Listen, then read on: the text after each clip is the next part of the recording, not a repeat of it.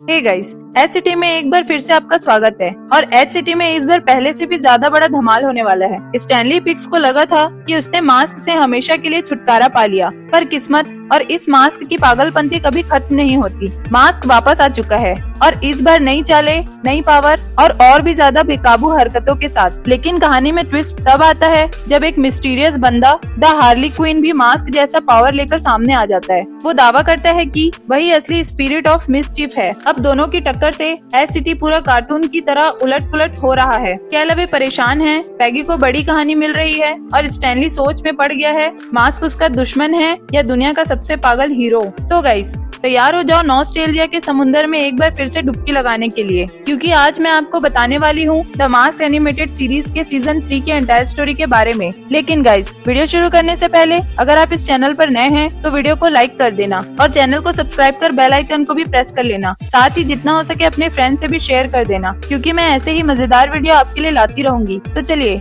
बिना और देरी किए शुरू करते हैं।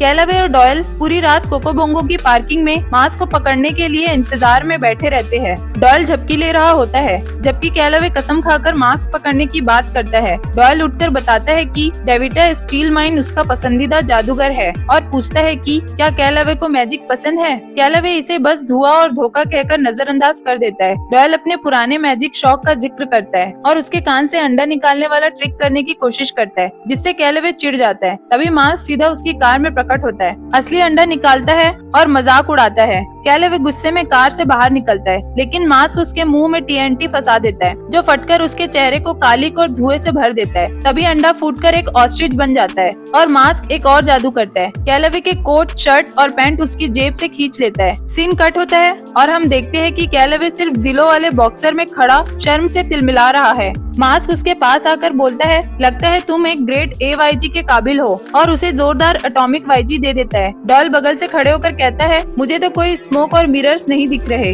लेफ्टिनेंट और मास्क वहाँ से चंपक हो जाते हैं। इधर स्टैनली कोकोबोंगो में डेविटा स्टील माइन का शो देखने की तैयारी कर रहा होता है, क्योंकि उसे बैक स्टेज पास मिला है। स्टैनली बताता है कि डेविटा का असली नाम विक्की प्रैट है और दोनों एक ही हाई स्कूल में पढ़ते थे। लेकिन चार्ली को भी डेविटा पसंद आ जाती है और वो स्टैनली का टिकट छीनकर सारा काम उसी पर थोप देता है, जिससे स्टैनली शो मिस कर देता है। रात भर काम करते हुए बैंक में दो लुटेरे घुस आते हैं, जो खुद को एलियन बताते हैं और स्टैनली को तिजोरी खोलने पर मजबूर करते हैं। वो जैसे तैसे घर भागकर मास्क बनता है, लेकिन बैंक बचाने के बजाय मास्क सीधा कोकोबोंगो पहुंचकर डेविटा का शो देखने बैठ जाता है। डेविटा उसे मंच पर बुलाकर एक बॉक्स में बंद करती है और एक पल में उसे एच सिटी हार्बर पहुंचा देती है। मास्क वापस क्लब आता है, लेकिन शो खत्म हो चुका होता है। फिर उसे याद आता है कि लुटेरों को रोकना था, लेकिन देर हो चुकी है। वो पैसा लेकर भाग चुके हैं। अगले दिन बैंक में स्टैनली से चार्ली और पुलिस पूछताछ करती है, लेकिन कोई उसकी बात नहीं मानता।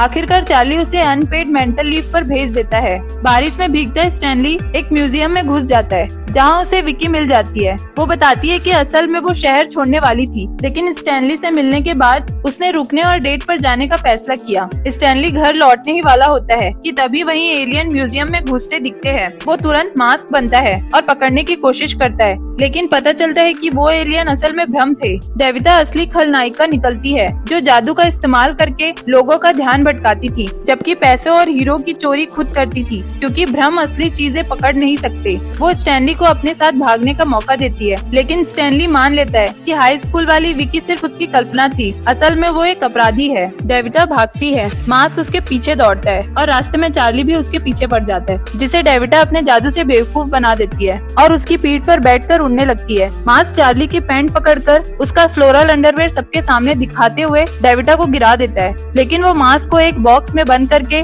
उसे पानी में फेंक देती है। मास्क डूबने ही वाला होता है कि कैलवे आकर उसे बचा लेता है, लेकिन मास्क फिर निकल भागता है और डेविटा का पीछा करता है, जो ट्रेन से शहर छोड़ने वाली होती है। मास्क उसे पकड़ लेता है और डेविटा मानती है कि उसे मास्क से ज्यादा स्टैनली पसंद है। मास्क उसे स्ट्रेट जैकेट और चैन में बांध देता है ताकि पुलिस उसे ले जा सके, लेकिन जैसे ही डॉयल अंडे वाला ट्रिक पूछता है, एक अंडा कैलवे के सिर पर फटता है और पता चलता है कि पुलिस की कार में बैठी डेविटा वास्तव में एक होलोग्राम थी। असली डेविटा आबरा का डाबरा बोलकर अपनी टोपी में कूदकर गायब हो जाती है। मास्क उसकी टोपी उठाकर कहता है कि वो बड़ी चालाक है और खुद भी धुएं में गायब हो जाता है। नेक्स्ट एपिसोड में हम देखते हैं कि पार्टी में मजा न करने के बाद मास्क को लगता है कि शायद अब उम्र उस पर हावी होने लगी है। तभी टीवी पर उसे एक जवानी लौटाने वाली क्रीम का एड दिखता है और मास्क समझ जाता है कि यही उसकी समस्या का हल है। वो सीधे स्टूडियो में घुसता है और क्रीम की मोटी परत अपने चेहरे पर लगा लेता है, लेकिन आईने में उसे कोई फर्क नहीं दिखता। तो वो सोचता है कि खुद ही अपनी सुपर पावर वाली क्रीम बना ले। मास्क एक हॉस्पिटल में घुसकर अपनी खुद की ही एंटी एजिंग क्रीम तैयार करता है और फिर स्टूडियो में लौटकर उसे बड़े जोश से विज्ञापन में बेचता है और पब्लिक भी इसे हाथों हाथ स्वीकार कर लेती है। अगले दिन स्टैनली सोकर उठता है और जैसे ही आईने में देखता है दंग रह जाता है। वो टीनेजर बन चुका होता है।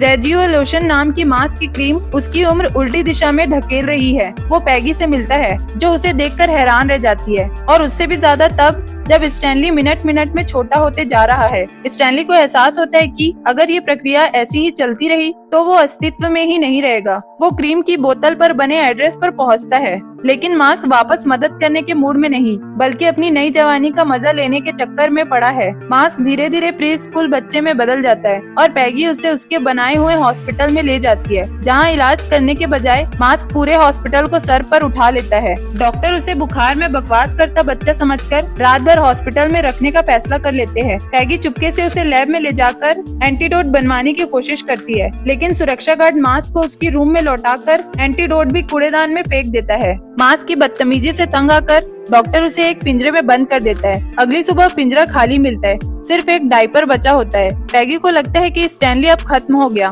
तभी डॉक्टर एक नन्हा बच्चा उठाए आता है। क्या आप गैस कर सकते हैं वो कौन होता है? वो स्टैनली ही होता है, जो मास्क से अलग होकर बेबी बन चुका होता है। लेकिन क्रीम का असर तब भी जारी होता है। जब पैगी उसे टिश्यू पेपर से खेलते देखती है तब उसे आइडिया आता है इलाज बनाने की नहीं, बस क्रीम पोंछने की जरूरत है। जैसे ही पैगी स्टैनली के शरीर से क्रीम साफ करती है, स्टैनली फिर से बड़ा होकर अपने असली रूप में लौट आता है। हालांकि सिर्फ वो डायपर पहना होता है। थोड़ी देर बाद पैगी थककर स्टैनली के सोफे पर झपकी लेने लगती है, लेकिन मास्क उस पर क्रीम लगाकर उसे भी टीनेजर बना देता है। अच्छी बात, मास्क ने पूरा अलमारी भर कर टिश्यू जमा कर रखा है ताकि वो दोनों चाहे तो अपनी नई जवानी का मजा ले, बिना फिर से बच्चों में बदलने वाले खतरे के। नेक्स्ट एपिसोड में हम देखते हैं कि माइलो आराम से स्टैनली के अपार्टमेंट में झपकी ले रहा होता है। तभी मास्क अचानक से स्टैनली के कंप्यूटर से बाहर कूदता है, क्योंकि उसने अभी अभी कंप्यूटर को एक वायरस से साफ किया होता है। मास्क को पता ही नहीं चलता कि वो वायरस साइबरमाइट उसके साथ असली दुनिया में भी आ चुका है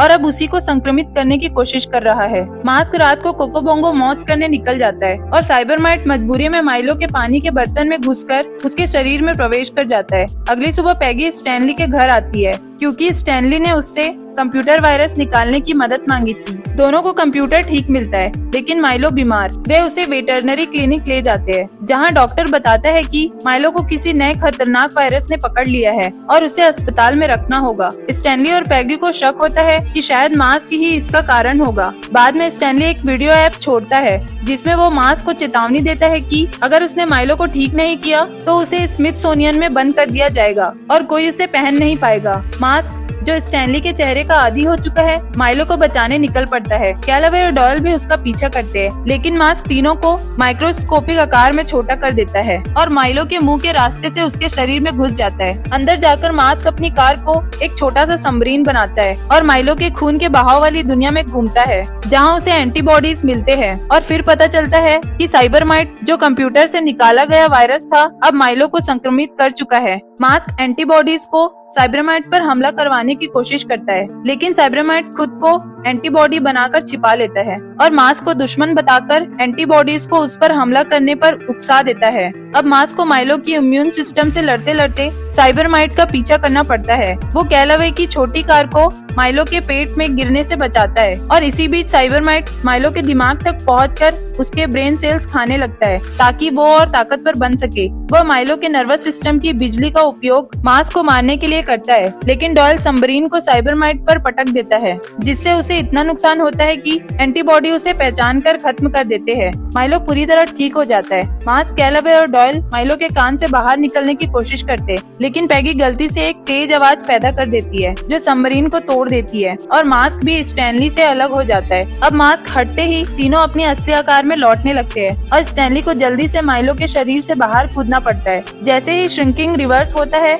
स्टैनली समय रहते बाहर आ जाता है। बाहर आते ही कैलवे उसे मां समझकर गिरफ्तार करने दौड़ता है, लेकिन डॉयल उसे याद दिलाता है कि उसकी पुलिस कार माइलो के शरीर में नष्ट हो गई है अब और उन दोनों की ही मुसीबत बनने वाली है। बाद में कैलवे और डॉयल मजबूरी में साइकिल लेकर स्टैनली के घर के बाहर मास को पकड़ने की घात लगाते हैं, लेकिन मास अचानक उन दोनों को जोरदार वाईजी देकर भाग निकलता है और एक नई दौड़ शुरू हो जाती है। नेक्स्ट एपिसोड में हम देखते हैं कि स्टैनली एक कॉमिक बुक कन्वेंशन में जाता है और अपनी पूरी जिंदगी की कमाई गैलेक्टिक एवेंजर के पहले इशू पर खर्च कर देता है। उसका सपना पूरा हो गया जैसे लगता है, लेकिन जैसे ही वो इसे पढ़ने बैठता है, कैलवे आकर उसे बचपन वाली आदतें कहकर चिढ़ाता है, जबकि डॉयल भी उस कॉमिक में दिलचस्पी दिखाता है। तभी हालात और बिगड़ जाते हैं जब एक अनजान चोर स्टैनली की कीमती कॉमिक छीनकर भाग जाता है और पुलिस उसके पीछे दौड़ पड़ती है। मास कॉमिक वापस हासिल कर लेता है, लेकिन चोर भाग जाता है और कैलवे हमेशा की तरह मास्क पर ही चोरी करवाने का शक करता है। पुलिस से बचने के लिए मास कॉमिक के अंदर छिप जाता है और गलती से खुद ही उसकी कहानी का हिस्सा बन जाता है।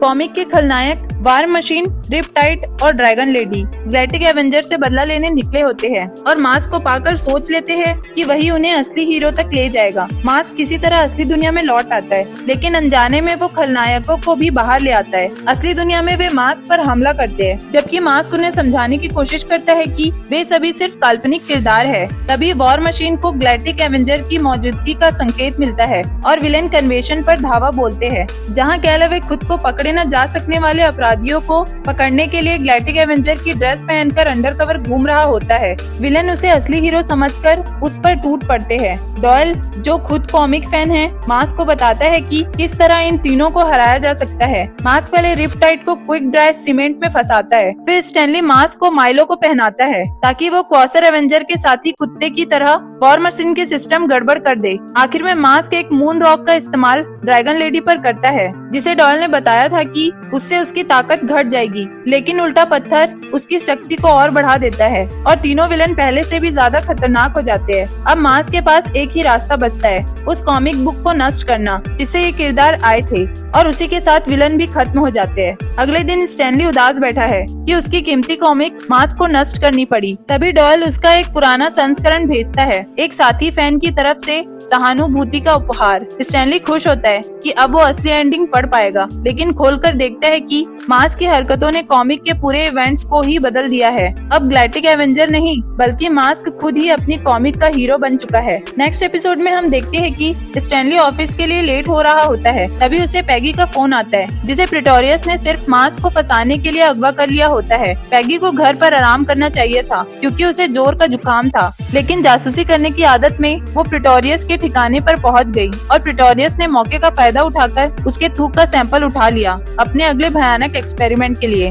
मास्क तुरंत वहां पहुंचकर पैगी को बचा लेता है, मगर प्रिटोरियस भाग निकलता है और पैगी चीख मारकर मास्क को भी अपना जुकाम दे देती है। अगले दिन स्टैनली और माइलो दोनों संक्रमित पड़े हैं, जबकि पैगी को एस सिटी प्रिजन भेजा गया है उसके नए इंटीरियर कवर करने के लिए। लेकिन अपनी पैगी बड़ी स्टोरी की भूखी है, तो वो वॉल्टर को उकसाकर खुद को बंधक बनवा लेती है ताकि वो जेल से भाग सके और उसे एक धमाकेदार रिपोर्ट मिल जाए। स्टैनली अनिच्छा से मास्क पहनता है पैगी को बचाने के लिए, मगर जुकाम से मास्क की शक्तियाँ काम नहीं करती और वॉल्टर आसानी से निकल जाता है। मास्क अपनी बीमार हालत से डरकर अपनी हिस्ट्री खंगालता है और सदमे में पता चलता है कि कुछ चीजें मास्क को भी मार सकती है और उनमें से सबसे सामान्य है साधारण जुकाम। अगर मास्क और उसका बीमार पहनने वाला ज्यादा देर तक जुड़े रहे तो दोनों की मृत्यु हो सकती है और मास्क को 7 जुकाम के भयानक स्टेज भी झेलने पड़ेंगे। 3 लक्षण आते ही वो समझ जाता है कि स्टैनली को मास्क तब तक नहीं पहनना चाहिए जब तक वो पूरी तरह ठीक न हो जाए। मगर उधर प्रिटोरियस पैगी के सैंपल से एक घिनौना जुकाम दैत्य बना देता है, जो अब पूरे एज सिटी को संक्रमित कर रहा है और सेना भी उससे हार जाती है। स्टैनली मास्क पहनने से डर रहा होता है, लेकिन पैगी के पकड़े जाने पर मजबूरन मास्क बनता है। हालांकि उसके कमजोर पावर्स और उस दैत्य की चिपचिपी बॉडी के कारण वो बुरी तरह पिटता है और दोनों मास्क को अलग करने में भी नाकाम रहते हैं। जैसे जैसे मास्क बाकी 4 लक्षण झेलता जाता है, उसे पता चलता है कि आखिरी इलाज है बेवेरियन वुडमाइट खाना। वक्त कम है तो मास्क पैगी को रॉकेट में बैठाकर बेवेरिया भेज देता है और खुद दैत्य को रोकने की कोशिश करता है। पैगी समय पर लौट आती है और मास्क उसे पूरा जार भरकर वुडमाइट्स खिला देता है। इलाज असर करता है मास्क की सारी ताकत वापस आती है और वो दैत्य को खत्म कर देता है और जाते जाते प्रिटोरियस को भी उसकी बीमारी जैसा स्वाद चखाकर उसे भागने पर मजबूर कर देता है। नेक्स्ट एपिसोड में हम देखते हैं कि मास्क एक और पागलपन भरी रात एच सिटी में बिताता है। सिटी हॉल पर तोड़फोड़ और पूरी पुलिस को हाई स्पीड चेस में फंसा देना। वही स्टैनली अब तंग आ चुका है और फैसला करता है कि उसे छुट्टी चाहिए। अगली सुबह उसे एक रहस्यमय मिस्ट्री क्रूज का निमंत्रण मिलता है। 2 टिकट, एक उसके लिए और एक माइलो के लिए। खुश होकर स्टैनली बैग पैक करता है और तय करता है कि मास्क को साथ नहीं ले जाएगा। लेकिन जब वो मास्क को अलमारी में फेंकना चाहता है, मास्क उछलकर उसके कपड़ों में लिपट जाता है और चोरी छिपे साथ आ जाता है। क्रूज पर पहुंचते ही कैलावे दोनों को देख लेता है और फिर से शक करता है कि स्टैनली का मास्क से कोई रिश्ता है। लेकिन जब वह जबरदस्ती जहाज पर चढ़ने की कोशिश करता है तो कप्तान खुद बताता है कि कैलावे और डॉयल को भी क्रूज पर न्योता मिला है। डेक पर पहुंचकर स्टैनली हैरान रह जाता है जब उसे मिसेस पिनमैन, चार्ली और पैगी भी वहीं मिल जाते हैं। अब स्टैनली सोच में पड़ जाता है कि इन सबको बुलाया किसने है, जबकि कैलावे स्टैनली का सामान टटोलकर मास्क ढूंढने की कोशिश करता है। तभी समुद्र से प्रिटोरियस अपने नए मैकेनिकल सूट में उभरता है और बताता है कि उसने एक नई वेपन बनाई है और जहाज के सारे लोग उसके टेस्ट सब्जेक्ट है। पैगी उस पर आरोप लगाती है कि उसने सबको धोखे से बुलाया, मगर प्रिटोरियस साफ इनकार करता है। इस बीच माइलो किसी तरह मास्क को पकड़ लाता है और स्टैनली को दे देता है और मास्क प्रकट होकर बताता है कि ये सारे निमंत्रण भेजने वाला असल में वही था, क्योंकि आज उसका जन्मदिन है।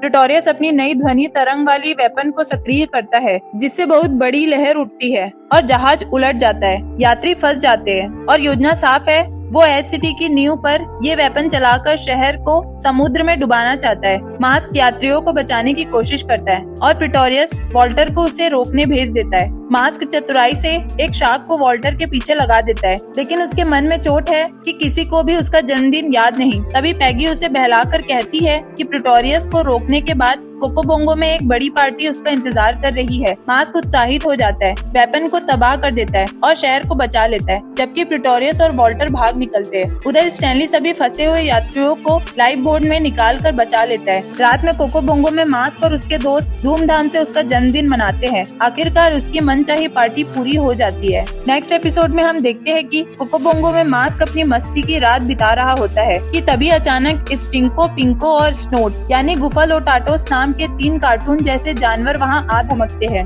हैरानी की बात यह है कि मास्क और ये तिगड़ी तुरंत ही एक दूसरे के साथ दोस्त बन जाते हैं और पूरी रात धमाचौकड़ी मचाते हैं। अगले दिन मेयर टिल्टन गुफालोटाटोस को सम्मान देने के लिए उन्हें की टू द सिटी देते हैं और मास्क उनके साथ मिलकर एच सिटी के हर बड़े अधिकारी की नाक में दम कर देते हैं। इस सारी शरारतों को प्रिटोरियस दूर से देख रहा होता है, जो स्टूच पिलर गुफालोटाटोस के एजेंट का भेष बनाए होते हैं। प्रिटोरियस का प्लान साफ है, मास्क और गुफालोटाटोस को इस्तेमाल करके शहर के हर अधिकारी को इतना परेशान कर देना कि वो पागल घोषित हो जाए, फिर वह खुद शहर का एकमात्र शासन बन सके। मास्क और तिकड़ी पुलिस कमिश्नर बैन गोथाम के ऑफिस में घुसकर उन पर भेड़े फेंकते हैं और उनकी ऊन काट देते हैं, जिससे वो दर्द से चीख उठता है। फिर वो डीए डैन डॉगलस के घर में घुसकर उसका खाना खा जाते हैं, जोरदार संगीत से उसे पागल कर देते हैं और एक न्यूज स्टेशन में जाकर एंकर को मेकअप में लपेट देते हैं। अगली सुबह स्टैनली को लगता है कि ये मस्ती अब हद से बाहर जा रही है। तभी माइलो उसे अखबार दिखाता है, जिसमें प्रिटोरियस को गुफालोटाटोस को देखते हुए दिखाया गया है, जिससे स्टैनली को लगता है जरूर प्रिटोरियस का इन तीनों से कोई गड़बड़ प्लान है।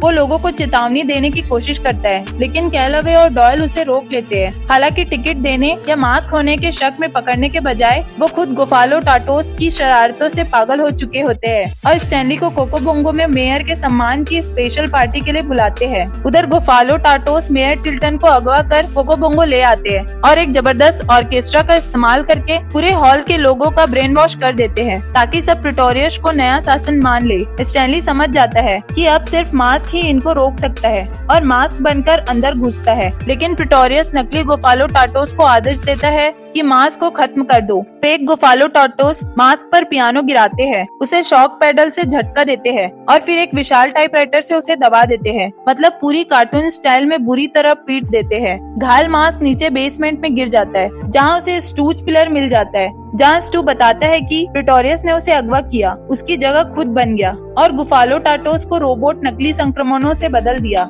असली गुफालोटाटोस एसिटी की वाटर टावर में फंसे हुए हैं। मास्क अपने असली हीरोज को अपराधी ना पाकर बेहद खुश होता है और नकली तिकड़ी को धोखा देकर खुद को एक कैनन में उड़वा देता है। टक्कर मारकर वाटर टावर तोड़ता है और असली गुफालोटाटोस को आजाद कर देता है। असली तिकड़ी के साथ मिलकर मास्क प्रिटोरियस को पकड़ लेता है और नकली रोबोट्स को रीप्रोग्राम कर देता है और फिर सब मिलकर प्रिटोरियस के अलग हुए सिर को हॉकी के पक की तरह इस्तेमाल करते हुए उसे सबक सिखाते हैं। नेक्स्ट एपिसोड में हम देखते हैं कि पैगी नई खबर के लिए मास्क से एक सीक्रेट मीटिंग सेट करती है, लेकिन मास्क हमेशा की तरह ड्रामेबाजी करते हुए गुप्त बातों को किनारे रख देता है और उसे अपनी नई स्पेसशिप में घूमने का न्योता दे देता है। बदकिस्मती से स्पेसशिप इतनी तेज निकलती है कि टाइम वॉर्प में फंसकर उन्हें साल 4996 में पहुंचा देती है, जहां धरती एक उजड़ा हुआ बंजर मैदान बन चुकी है और इंसान कहीं दिखाई नहीं देते। मास्क और पैगी इस वीराने में किसी को तलाशते हैं, तभी उन्हें प्राचीन जैसे दिखने वाले लोग मिलते हैं जो असल में एंटरटेनमेंट लॉयर्स निकलते हैं। वे मास्क की अजीब भाषा समझकर उसे और पैगी को अपने घर ले जाते हैं। मास्क को हैरानी होती है कि ये लोग शहर में नहीं रहते, जबकि दूर से शहर बिल्कुल ठीक ठाक दिख रहा होता है। अचानक मोटरसाइकिल सवार अजीब से लोग आकर उन्हें पकड़ लेते हैं और हेलमेट उतारते ही पता चलता है कि अब पृथ्वी पर सुअर मुख्य प्रजाति बन चुके हैं और इंसान गुलामों की तरह दिहाड़ी काम करने पर मजबूर है। मास्क और पैगी के गले में ऐसे कॉलर डाल दिए जाते हैं जो आदेश मानने पर मजबूर करते हैं। पैगी को एक घटिया नौकरी पर लगाया जाने ही वाला होता है जब वो और मास्क अपनी बुद्धिमानी से सुअरों को साबित करते हैं कि वे मूर्ख नहीं हैं। पैसिले और पोरले नाम के दो पिग वैज्ञानिक सोचते हैं कि मास्क और पैगी को सुधारा जा सकता है और समाज में बेहतर जगह दी जा सकती है, लेकिन उनका बॉस डॉक्टर म्याउस उन्हें रोक देता है क्योंकि इंसानों को ताकत देना उसे बहुत खतरनाक लगता है। वो आदेश देता है कि मास्क और पैगी को नौकरी से हटाकर किसी और कॉर्पोरेशन में भेज दिया जाए, जहां वो अपनी बाकी जिंदगी मजदूरी में गुजार दे। भागदौड़ में स्टैनली मास्क से अलग हो जाता है और कैद में डाल दिया जाता है। तभी पैसेले और पॉर्ले मास्क को वापस ढूंढकर स्टैनली को दे देते हैं। मास्क बनकर स्टैनली पैगी को ट्रक से आजाद करता है और पहरेदारों को हराकर दोनों को बचा लेता है। पैगी दोनों वैज्ञानिकों का शुक्रिया अदा करती है और वे बताते हैं कि वे ऐसे समाज में नहीं जीना चाहते जहां किसी की काबिलियत उसकी शक्ल सूरत से तय होती है, और वे खुद भी इस सिस्टम से लंबे समय से परेशान थे। कॉलर हटाकर सब लोग भागते हुए एक पुराने भूमिगत शहर में जा पहुंचते हैं जिसे कभी इंसानों ने बसाया था। वहां पैसिले और पॉर्ले को इंसानों की चीजें मिलती है और वे समझ जाते हैं कि डॉक्टर माउस हमेशा से जानता था कि धरती पर असली शासक इंसान ही थे। तभी डॉक्टर माउस फोर्स लेकर अंदर घुसता है, लेकिन मास्क उसकी सेना को धूल चटा देता है। पैगी उसे चेतावनी देती है कि अगर उसने पैसिले और पॉर्ले को आजाद नहीं छोड़ा और उन्हें स्टैनली पैगी पर हाथ डालने की कोशिश की तो मास्क उसे हमेशा सताता रहेगा। माउस हार मानकर पीछे हट जाता है। मास्क पैगी बंजर धरती पर चलती एक बस में सवार होते हैं और घर लौटने का तरीका ढूंढते हैं। तभी मास्क को कोकोबोंगो के खंडहर दिखते हैं। पैगी पूछती है कि अब 20वीं सदी में कैसे लौटेंगे और मास्क हमेशा की तरह पागल अंदाज में वहीं तुरंत एक नई स्पेसशिप बना देता है, जिससे दोनों सुरक्षित अपने समय पर लौट जाते हैं। नेक्स्ट एपिसोड में हम देखते हैं कि मास्क और माइलो लैंडफिल पार्क में आराम की एक शांत दिनचर्या एंजॉय कर रहे होते हैं कि तभी प्रिटोरियस आ धमकता है, एक ऐसी मशीन के साथ जो बड़े बड़े वैज्ञानिकों की बुद्धि चूस कर चुरा लेती है। लड़ाई के दौरान वो गलती से ही माइलो पर मशीन चला देता है और मास्क जब माइलो को संभालने में व्यस्त हो जाता है, प्रिटोरियस भाग निकलता है, लेकिन उसे एहसास होता है कि जिन जिन वैज्ञानिकों की बुद्धि उसने खींची थी वो सब अब माइलो के दिमाग में ट्रांसफर हो चुकी है। उसी रात प्रिटोरियस अपने टेंटेकल्स का इस्तेमाल करके स्टैनली के अपार्टमेंट में चोरी छुपे घुस आता है और माइलो को उठा ले जाता है। अगले दिन स्टैनली बुरी तरह घबरा जाता है, लेकिन मास्क पहनने की हिम्मत नहीं करता क्योंकि उस रात कोकोबोंगो में लिम्बो प्रतियोगिता होनी है और उसे डर है कि मास्क माइलो को खोजने के बजाय पार्टी में ही लगा रहेगा। तभी टीवी पर एस वेंचुरा पेट डिटेक्टिव का विज्ञापन आता है जो कर्ज से बचने के लिए डिस्पेरेटली नया केस ढूंढ रहा होता है, तो स्टैनली उसे ही काम पर रख लेता है। एस अपने बंदर स्पाइक के साथ पहुंचता है और सबूत ढूंढने लगता है। मिसेस स्पिनमैन को पूछताछ में बंदर वाले बाथरूम में फंसा देता है, पर पता चलता है कि उसने माइलो को नहीं उठाया। एस जैसे ही स्टैनली की अलमारी खोलने लगता है, स्टैनली उसे रोक देता है क्योंकि अभी कुछ मिनट पहले उसने स्पाइक को मास्क से खेलते पकड़ा था और मास्क को जल्दी से उसी अलमारी में फेंक दिया था। स्टैनली को लगता है एस पर भरोसा नहीं किया जा सकता, इसलिए वो खुद मास्क बनकर माइलो को ढूंढने निकल पड़ता है। एस मास्क को स्टैनली के फ्लैट से निकलते देख गलतफहमी में मास्क को ही किडनैपर समझ लेता है और दोनों में जमकर लड़ाई होती है जो कोकोबोंगो तक पहुंच जाती है, जहां मास्क लिम्बो कॉन्टेस्ट जीत भी लेता है। इसी बीच कैलवे फिर मास्क को पकड़ने आता है, लेकिन एस पुलिस रेडियो सुनकर समझ जाता है कि असली हमला तो मैकगफिन स्पेस सेंटर पर हुआ है और क्योंकि वहां एक कुत्ता हमलावर के साथ देखा गया है, माइलो ही होगा। इसका मतलब मास्क बेगुनाह है। दोनों साथ मिलकर प्रिटोरियस का पीछा करते हैं और स्पेस सेंटर में माइलो को पा लेते हैं। प्रिटोरियस उसे छोड़ देता है क्योंकि उसका इस्तेमाल हो चुका है। तभी सच खुलता है। माइलो इंसानी आवाज में बोलने लगता है। असल में माइलो के शरीर में प्रोफेसर क्वार्टरमस का दिमाग है, जिसे प्रिटोरियस ने अपनी ब्रेन स्वैप मशीन से अदला बदली कर दिया था। असली माइलो अब क्वार्टरमस के शरीर में भटक रहा है। मास्क, एस और क्वार्टरमस फिर लैंडफिल पार्क लौटकर क्वार्टरमस के नए कुत्ता नाक वाले सूंघने के हुनर से प्रिटोरियस के ठिकाने एक छोड़े हुए पावर स्टेशन तक पहुंचते हैं। अंदर जाने से पहले एस मान लेता है कि वह जान चुका है कि स्टैनली ही मास्क है। माइलो की हरकतों, स्पाइक द्वारा खींची गई तस्वीरों और मास्क स्टैनली जैसी हर बात से अंदर प्रिटोरियस बताता है कि उसे मार्स मिशन से मिले एक प्राचीन मार्शियन के फॉसिलिजेट सिर की डीएनए चुराकर अपना खुद का मार्टिन मॉन्स्टर बनाया है। मास्क उस राक्षस से भिड़ जाता है और एस प्रिटोरियस की ब्रेन स्वैप मशीन तक पहुंच जाता है। दोनों की लड़ाई में मशीन गड़बड़ा जाती है और सबकी दिमागी अदला बदली शुरू हो जाती है। मास्क, एस, माइलो, स्पाइक और क्वार्टरमस अपने अपने सही शरीरों में लौट आते हैं, लेकिन प्रिटोरियस और उसका बनाया हुआ मार्शियन गलत शरीर में फंस जाते हैं। मास्क और एस दोनों को पकड़कर एक सैटेलाइट प्रोब में बंद कर देते हैं और उसी में वापस मंगल ग्रह भेज देते हैं। बाद में एस और स्टैनली अलग होते हैं, लेकिन स्पाइक स्टैनली को सबूत वाली तस्वीरें दे देता है और साथ ही मास्क को लेकर भाग जाता है। अब स्टैनली को फिर मास्क पाने के लिए एस के पीछे भागना पड़ेगा। तो गाइज, इसी के साथ द मास्क की सीजन 3 की कहानी यही खत्म होती है। अगर आपको ये वीडियो और मेरी ये एक्सप्लेनेशन पसंद आई हो तो इस वीडियो को लाइक करना और चैनल को सब्सक्राइब कर बेल आइकन को भी प्रेस कर लेना। साथ ही आप मुझे और भी ज्यादा सपोर्ट करना चाहते हो तो इस चैनल को ज्वाइन कर चैनल के मेंबर भी बन सकते हैं। तो मिलती हूँ मैं आपसे नेक्स्ट वीडियो में, तब तक के लिए बाय बाय।